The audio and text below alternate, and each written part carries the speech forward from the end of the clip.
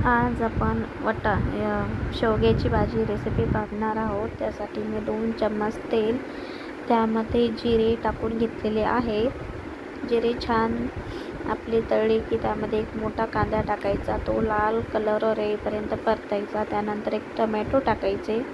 Tomato टाकल्यावर हिरवी मिरची आणि लसूणचा ठेचा बनवून त्यामध्ये टाकायचा, ते छान परतून घ्यायचं आहे।